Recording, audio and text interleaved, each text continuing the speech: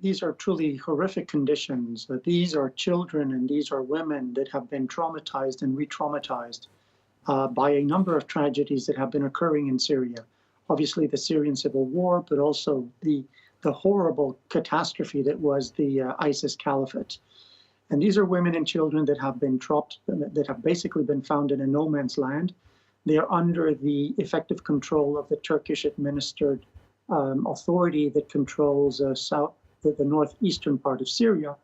But these are basically women and children, many of these orphans, that no country really wants to repatriate. Some of them are using logistical and security reasons to argue that these children and women should not be repatriated home. But we find these arguments to be not really receivable. We believe that these children should be repatriated. They should return to a safe environment, that they should be able to find other family members in their respective home countries. And at the end of the day, these are just children, and this is something that needs to be taken into account because you can't blame them for the sins of their parents.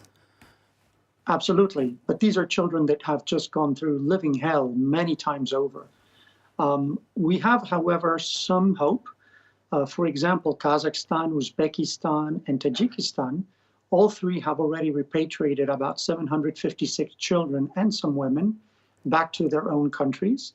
They have not encountered any of the so-called logistical issues that many Western countries are arguing that make the repatriation of these orphans and children difficult.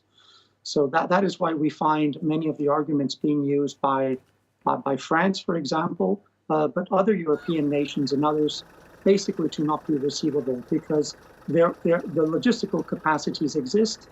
There are obviously some security concerns, but these are perfectly manageable. And these are children that require social support and the support of their relatives in their home countries. Just to sort of counter the people who are now accusing me of being a bleeding heart, Bruno, is the issue that this could be importing an inherent threat to the security of whichever country decides to take these children? Look, that's why we recognize that some degree of prevention and some degree of probably follow-up is necessary, yes, but at the same time, leaving these children, leaving these women in these horrific camps is probably the best way of basically ensuring that they will radicalize and that they will turn against their nations and other nations. These camps are certainly not the solution. They are the problem. And there may be other solutions that are available, but I do think that Kazakhstan, Uzbekistan, and Tajikistan have basically shown us the way.